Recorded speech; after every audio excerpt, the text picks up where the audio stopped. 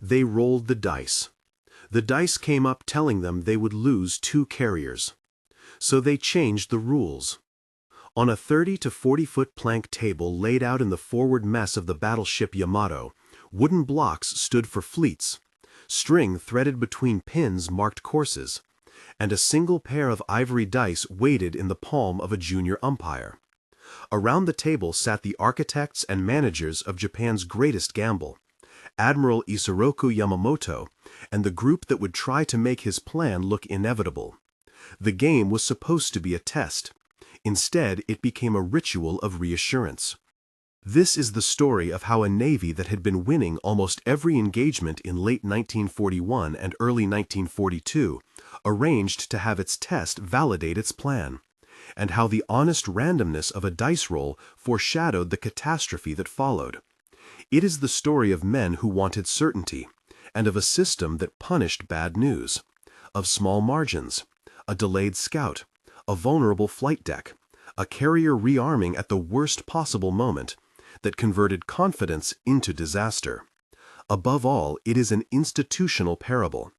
If you design a test so it cannot fail, you do not learn. You bury warnings. The sea and the survivors would later show which was true. A brief note on names before we begin. Wartime transcripts and later memoirs sometimes vary in spelling. This account uses the historically accepted forms: Isoroku Yamamoto, Matome Ugaki, Masatake Okumiya, Minoru Genda, Joseph Rochefort, and the carrier names Akagi, Kaga, Soryu, Hiryu, and Yorktown. Where specific details are contested in the primary sources, historians differ. Where doubt exists, it will be indicated in context. The arc that led to Midway began with a run of stunning successes.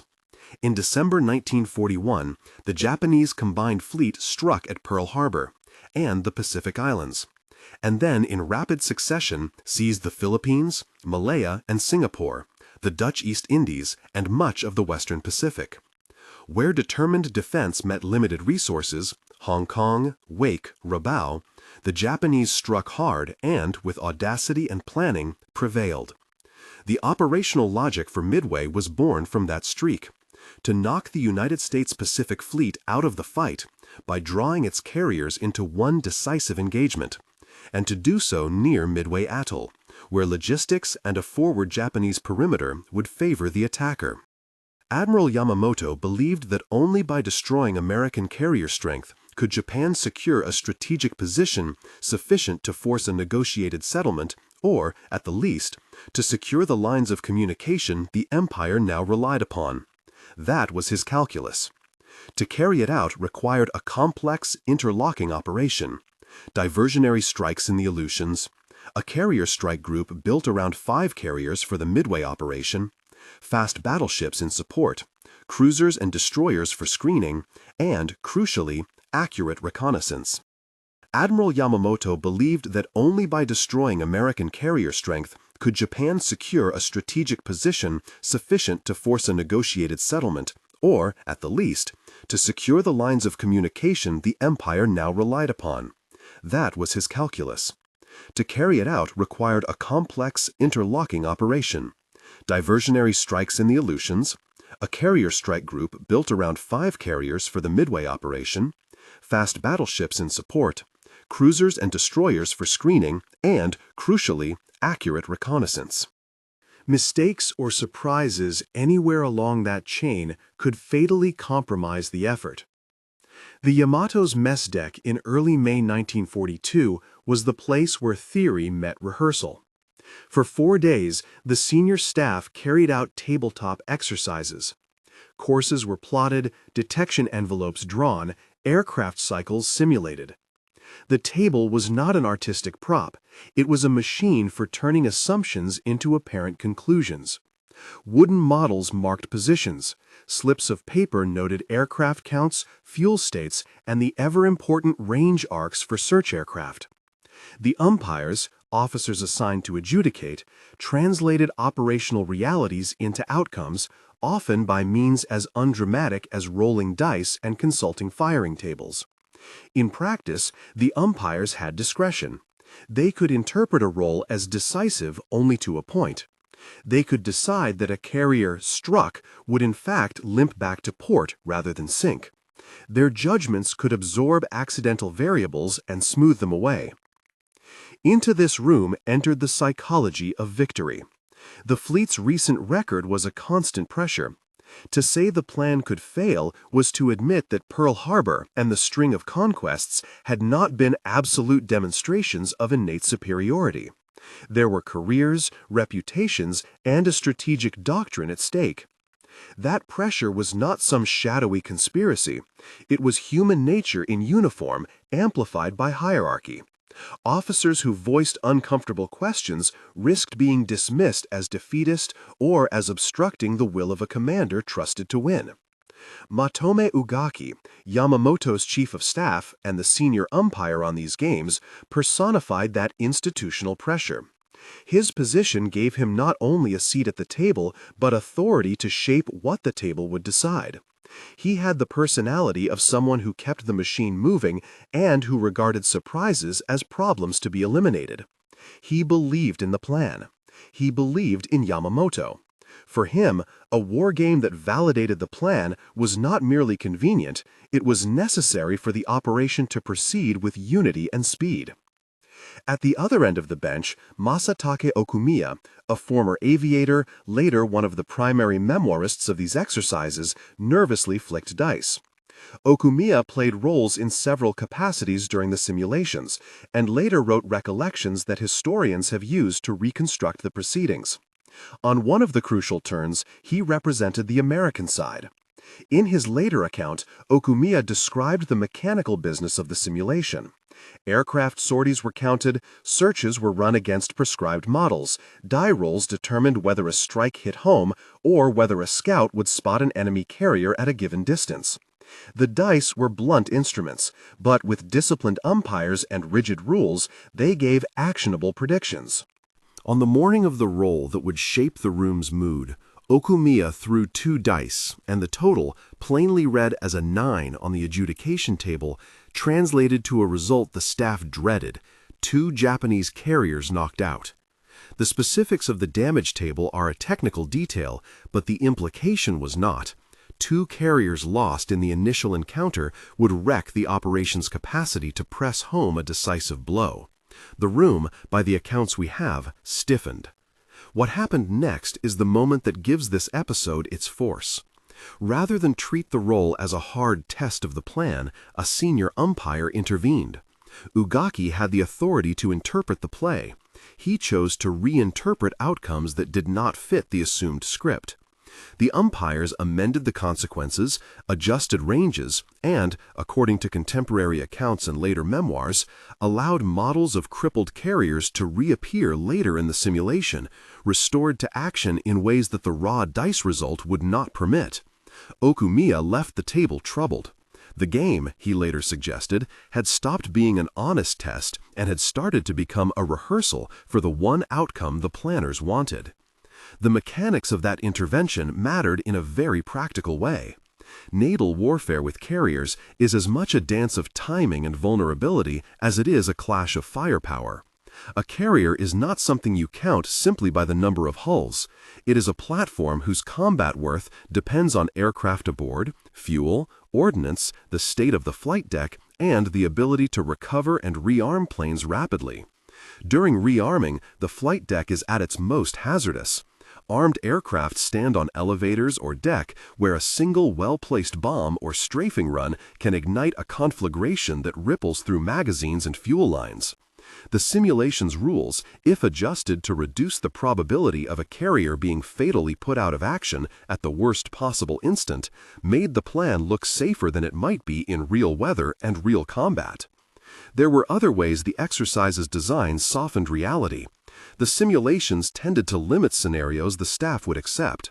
One such limitation was the assumption that American carriers would not sortie early or aggressively from the west, but would instead remain off Midway in an easily predictable posture. Another tacit assumption discounted Yorktown's capacity for rapid recovery and return to the fight. These were not neutral modeling choices. They were bets that fit the desired narrative, that the Japanese plan could be executed without an unexpected American counter that would upset timing.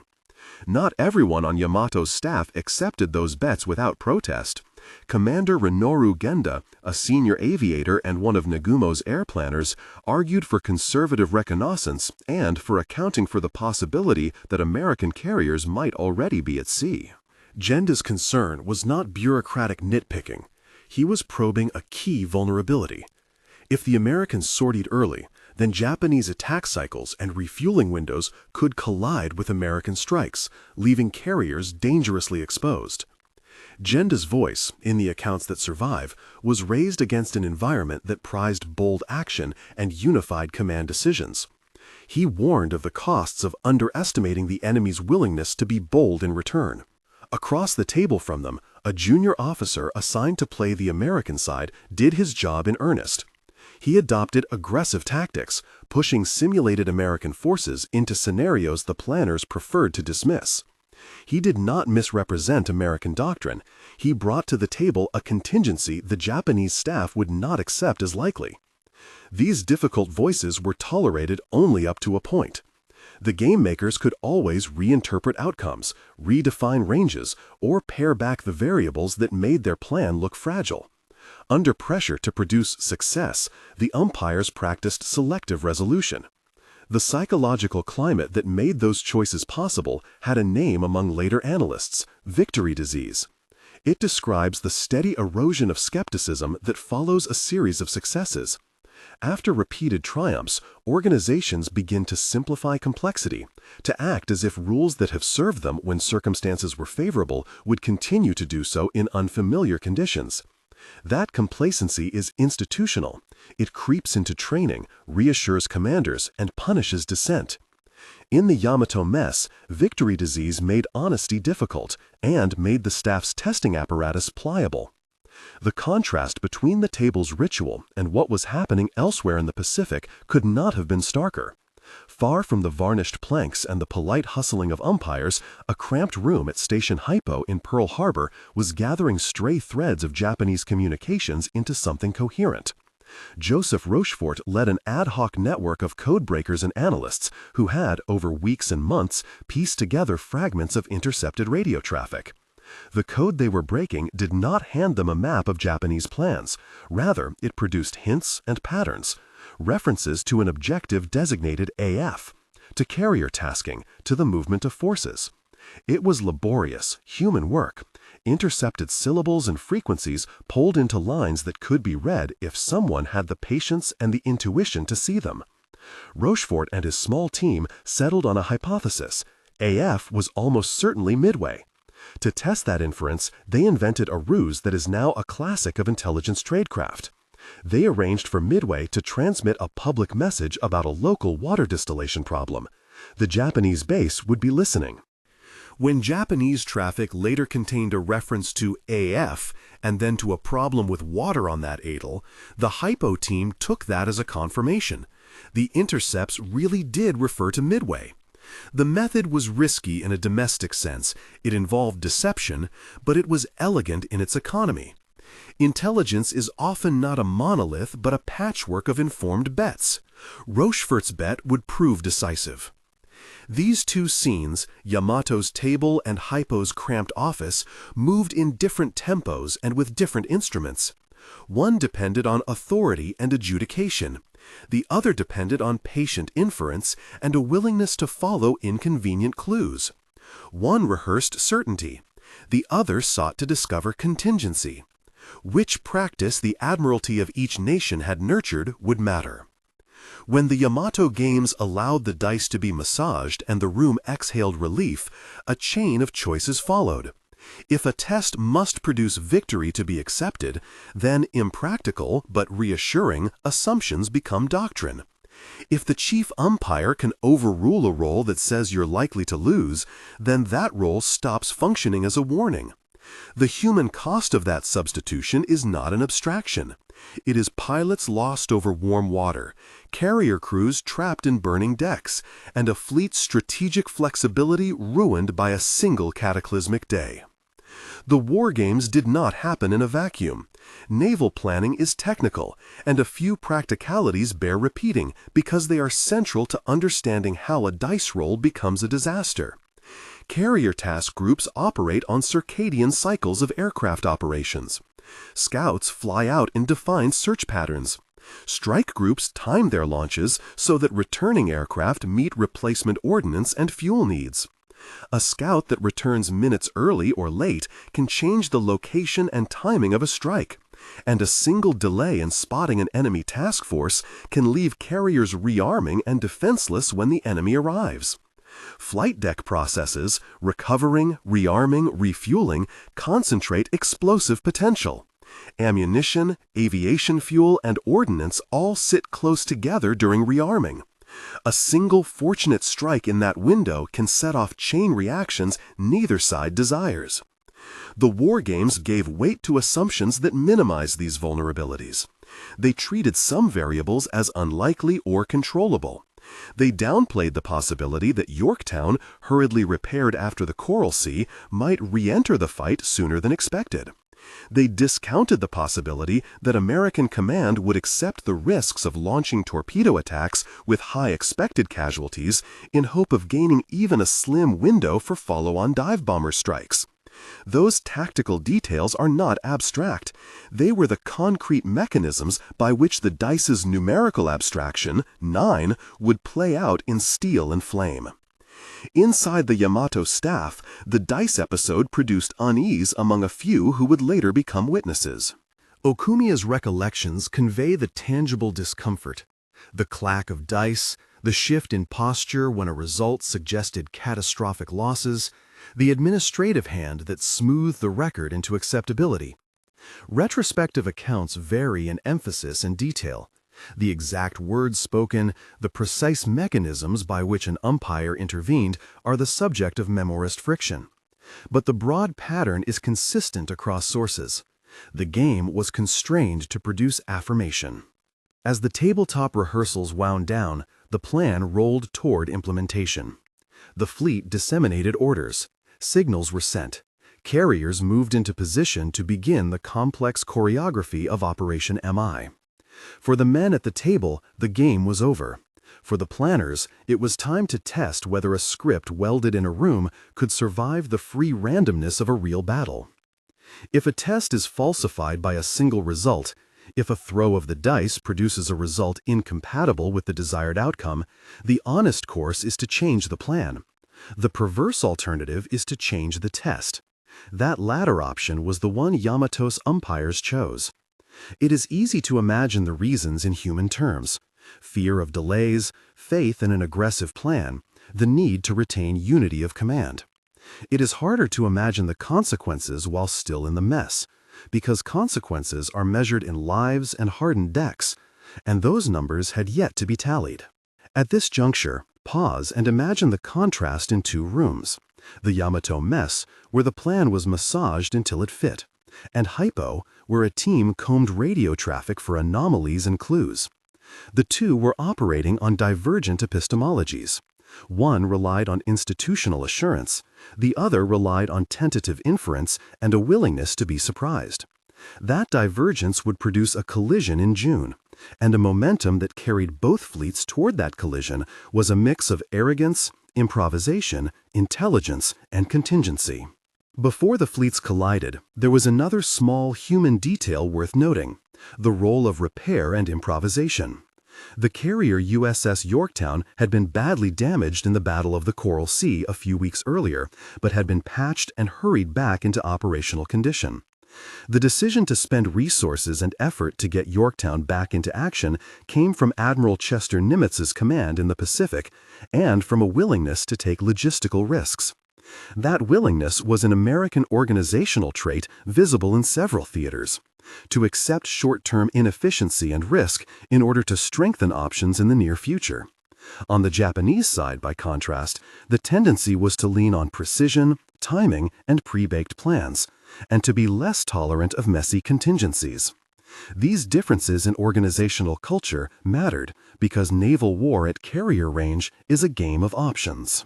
If one side prizes improvisation enough to accept uncertainty in the short run, to repair, to scramble, to accept partial readiness as a pathway to future readiness, it can produce surprising operational flexibility.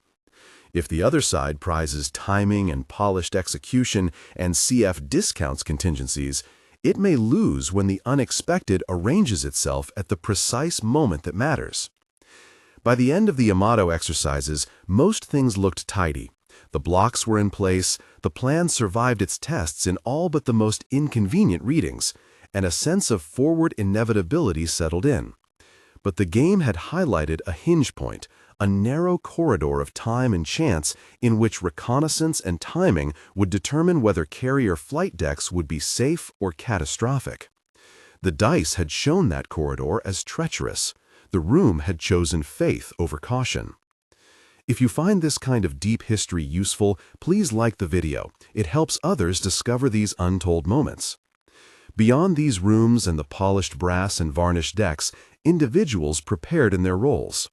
On Midway, the atoll's defenders and residents carried on a daily routine, unaware that they might be the symbolic center of a battle whose outcome would reverberate far beyond sand and coral. In Pearl Harbor, Rochefort's team continued to sift traffic, testing their hypothesis about AF. In the ships at sea, air crews checked engines, folded wings, and rehearsed launch sequences. Men packed chests with letters and photographs, others wrote hastily scribbled notes to families. There was, in the run-up, the normal human coiling of life before danger, a quiet that can be mistaken for peace. When the orders to execute Operation MI left the planners and moved into the fleet's machinery, the theoretical exercise intersected with material reality. Carriers steamed toward rendezvous points, scouts readied their wings, and reconnaissance planes slipped into the sky to find the horizons their commanders needed. The moment the dice had named as dangerous was closing. The question was not whether all the units were in place. It was whether the assumptions that had smoothed away inconvenient results at Yamato's table would withstand the raw arithmetic of battle, where chance and information, or the lack of it, could change everything in seconds. The narrative forks here, between the rehearsed certainty that the Japanese staff carried with them and the emergent intelligence picture that began to form in Hawaii. Men on both sides would make choices in the next days that were decisive. Small actions, a scout sent a minute late, a commander choosing whether to land or to keep planes on deck, a hurried repair team tossing a carrier back into the line, would compound into strategic consequences. There is a texture to that waiting. The hum of engines in hangars, the rustle of signal flags, the scratch of pencils on navigation tables, the deliberate shuffling of plans in a wardroom. The dice lay quiet in their cup. The models sat still on their pins.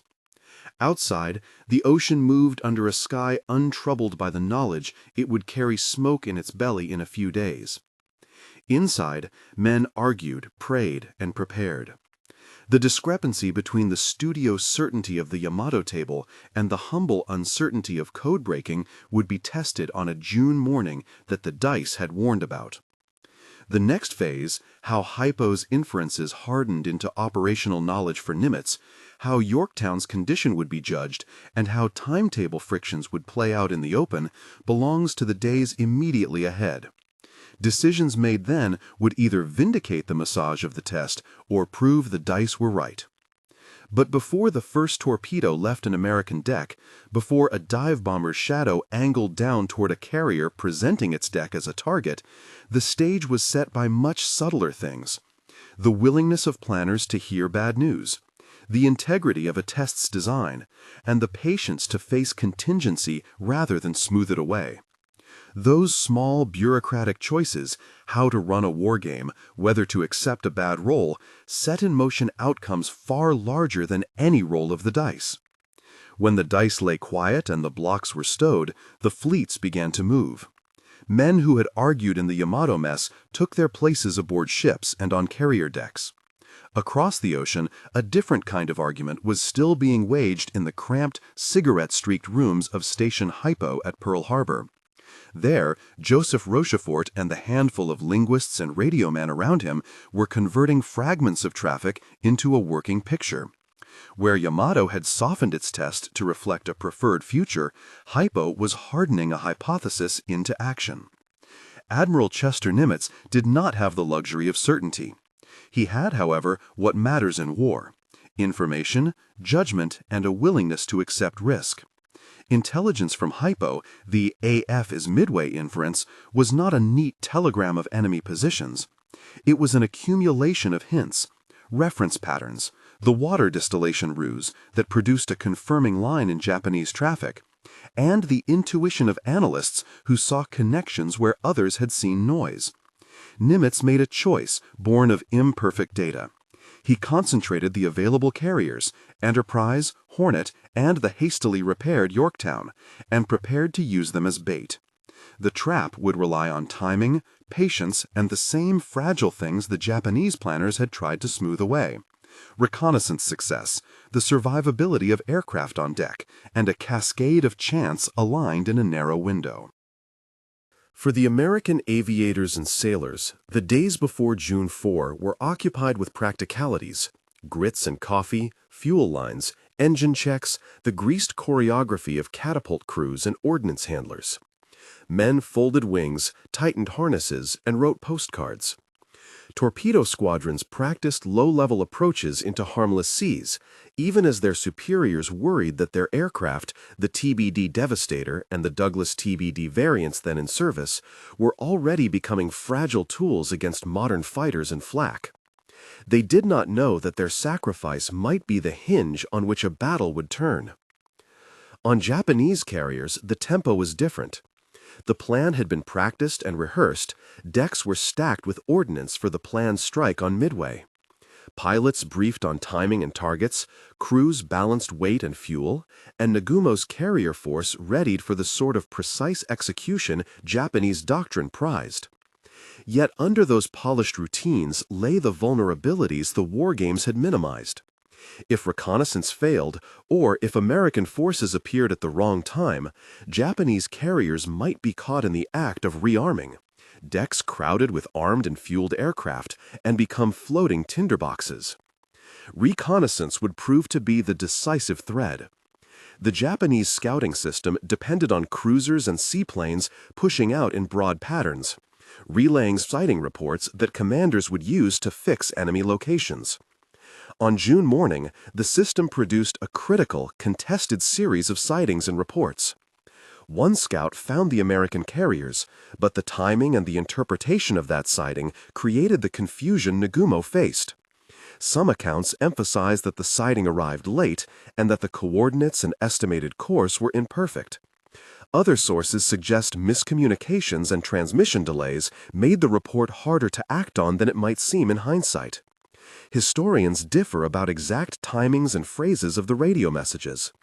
Where the record is inconsistent, those details are indefined. But the broad fact is not. Nagumo received indications that American carriers were in the area and had to choose. Admiral Nagumo faced a problem of options, and in naval aviation, options are counted in minutes. His initial strike on Midway had launched.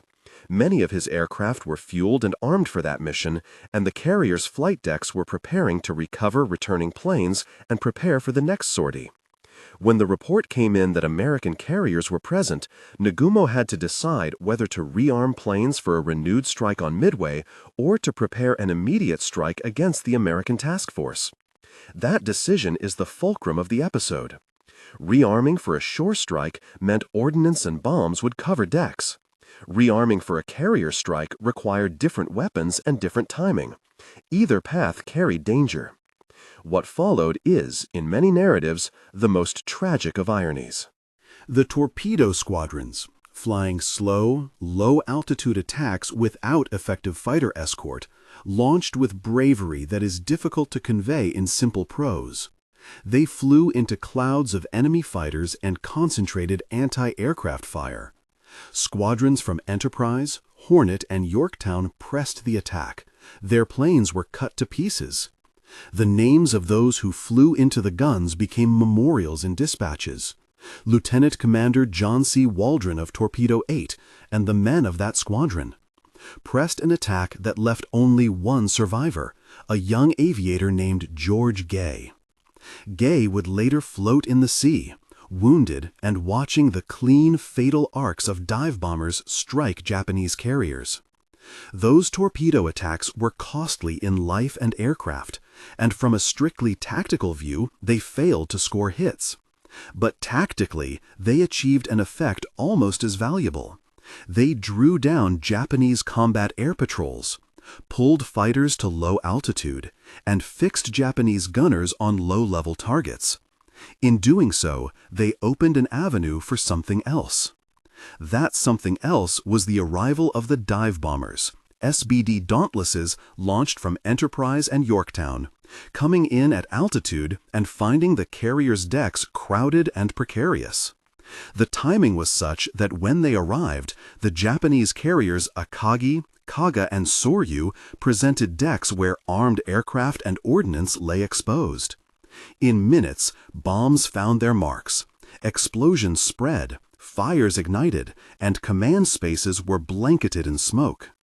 The theater of precision that had been practiced in the Yamato mess became an inferno that the planners had dismissed as an unlikely aggregation of failures.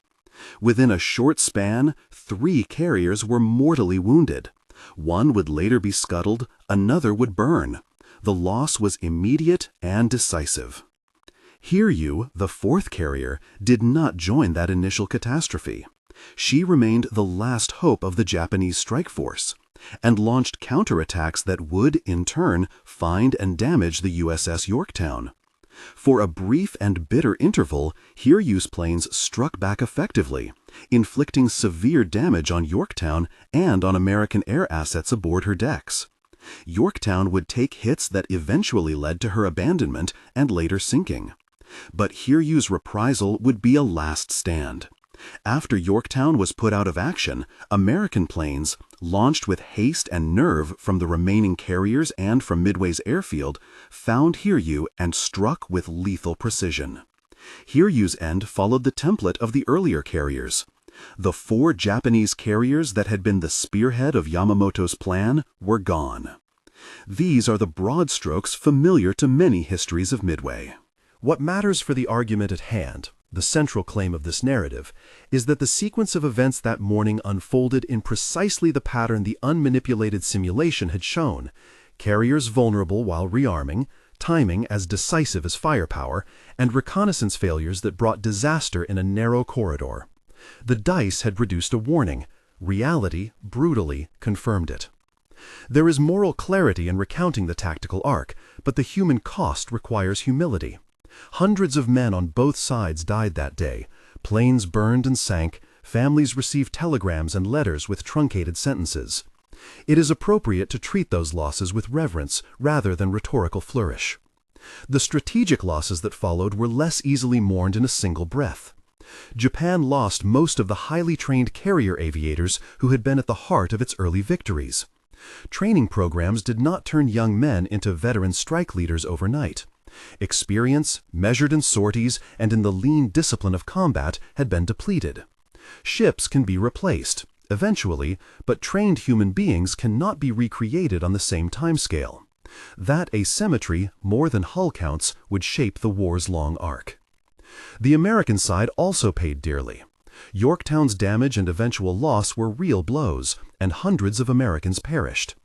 But the United States possessed a capacity Japan lacked: industrial scale and a training pipeline that, while imperfect, could be expanded.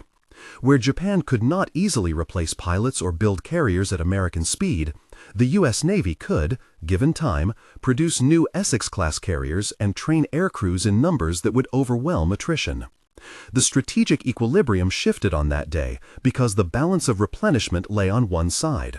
Japan's veteran pool of aviators was irreplaceable in the near term, and carriers lost in combat represented a blow that, combined with manpower attrition, altered operational possibilities. In the immediate aftermath, there were obvious practical consequences for Japanese naval command. News of the losses moved up the chain of command, and the public face presented to the Japanese people was controlled, circumspect, and selective. Wartime messaging emphasized stoicism and the preservation of morale. Internally, commanders had to confront the blunt fact that a carefully orchestrated plan had failed in the field.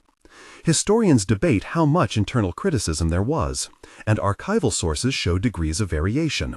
Some officers accepted responsibility, others rationalized the failure in terms of chance or in the uniqueness of circumstances.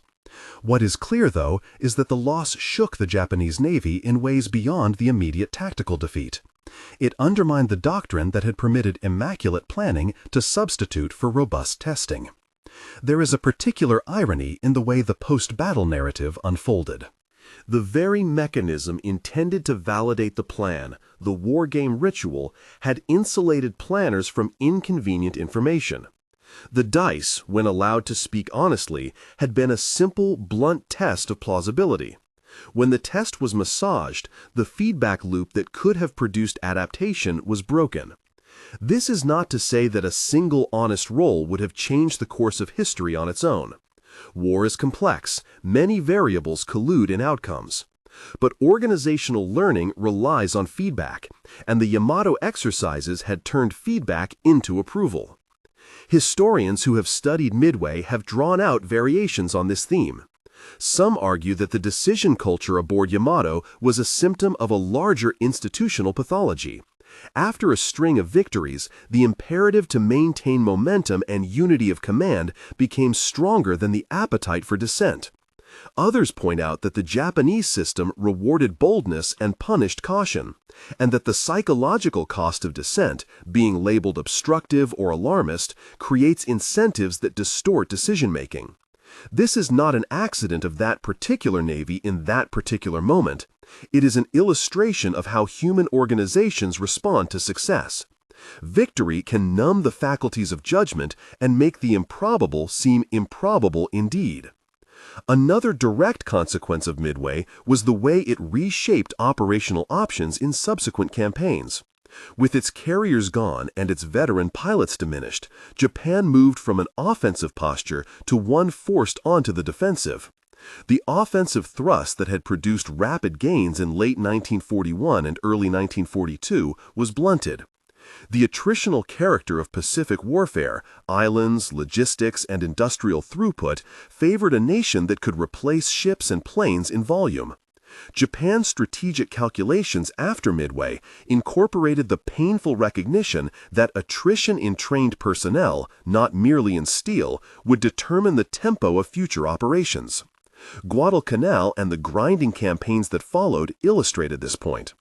By the time American industrial output and the training pipeline reached full tilt, the Japanese Navy found itself fighting from positions that demanded more pilots and more ships than its training establishment could supply. The loss of experience at Midway translated into a shortage of carriers capable of projecting the kind of air power necessary to regain initiative. That shortage, combined with logistics challenges and the United States' ability to absorb losses and recover, shifted the center of gravity in the Pacific. It is tempting to render Midway as a single moral tale about hubris, a blunt moral with a neat lesson. The truth is messier and more useful. Midway was the product of cultural choices about how to test plans, of the agonies of command in the face of incomplete information, and of the cruel arithmetic of timing in naval aviation. It was the point at which probabilities made themselves painfully visible because the system designed to absorb them had been perverted into an affirmation chamber. Consider for a moment counterfactuals, not as fanciful rewrites of history, but as thought experiments to illuminate decision points. If Yamamoto's staff had accepted the dice-produced outcome as ammunition for revision, what changes might have been feasible? More conservative reconnaissance doctrine, with additional scouts and contingency plans that anticipated an early American sortie, could have reduced the surprise factor. Carriers could have adopted procedures to keep combat air patrols aloft longer during uncertain hours, or to stagger rearming processes to avoid simultaneous vulnerability. Nagumo might have opted for a precautionary delay in rearming for the shore strike, or dispersed his key assets in a way that increased survivability at the cost of concentrated striking power. None of these alternatives guarantees success. They are options fraught with trade-offs between surprise, concentration, and risk. The important point is institutional. A culture that treats an unfavorable test result as something to be squashed is unlikely to choose contingency-rich options. A culture that treats a bad test result as valuable information is positioned to adapt. Yamamoto's staff, leaning into the cohesion of a rehearsed plan, made the former choice. Hypo, compelled by the emendations of uncertainty and inference, nudged Nimitz toward contingency. The battle's outcome favored the side that could turn inference into decisive action. There are also technical lessons that emerge when we step back from personalities. The cruel mathematics of carrier warfare, the concentration of fuel and ordnance during rearming, the time needed to recover and launch aircraft, the window in which a carrier is most vulnerable are constants, irrespective of national doctrine. Simulations and wargames that test those constants need to incorporate the full range of plausible frictions, radio delays, misidentification, weather changes, and the human factor in execution. A wargame that removes one or more of these frictions to favor a hypothesis is a rehearsal, not a test. The distinction is more than semantic. It is the difference between learning and self-delusion.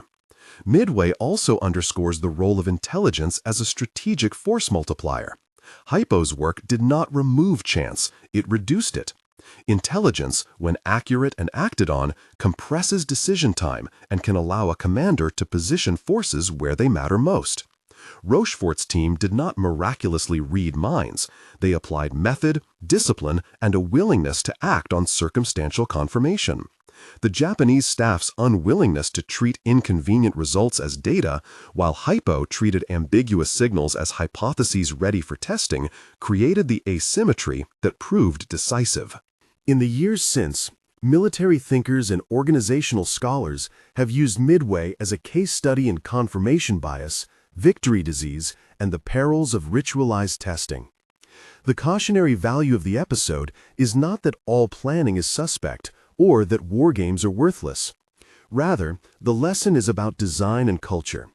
Tests should be constructed to probe failure modes, to invite negative findings, and to make it straightforward for leaders to change plans when the test fails. A simulation that cannot fail is theater. It is not a mechanism for truth. That idea has practical resonance beyond the naval wardroom. In any organization, corporate, governmental, or military, a culture that penalizes the bearer of bad news will foster environments where tests are massaged to produce acceptable results. The consequence is systemic fragility. When an unexpected shock occurs, the organization is ill-equipped to adapt. Midway is a sharp historical illustration of that pattern.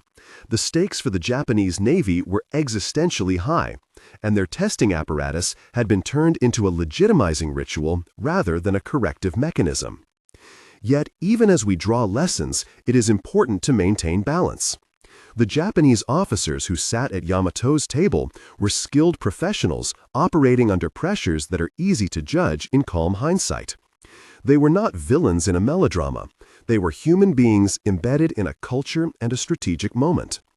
Their choices reflected incentives, fears, and priorities of their time. Recognizing that context does not excuse error.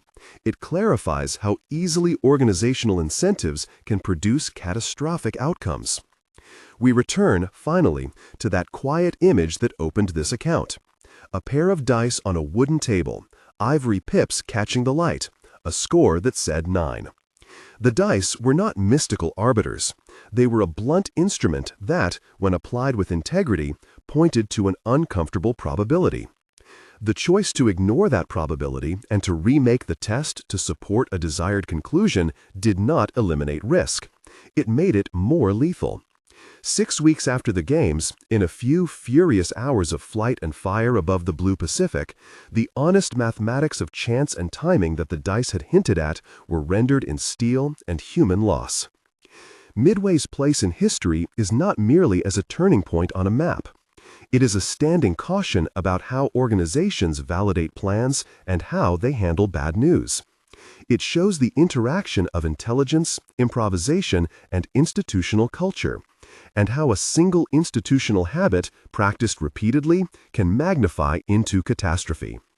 The carriers that went down did so because of a confluence of tactical factors made lethal by decisions that originated not only on deck, but at a table where a test was reshaped to spare its planners discomfort.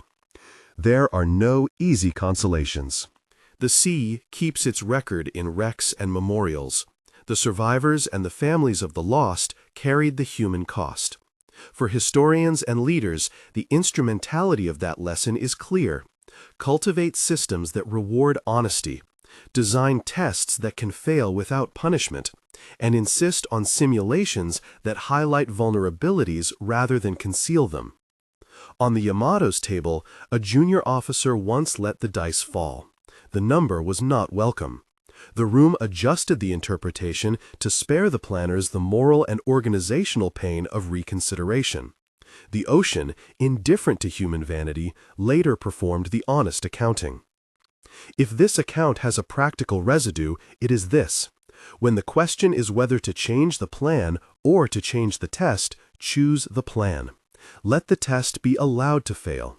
Let it prick complacency, reveal assumptions, and guide adaptation.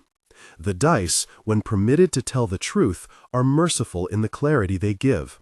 Averted, their voice becomes a phantom warning that returns in the most terrible way, on decks aflame and in the silence of the waves. Subscribe for more deep dives into decisive moments of history.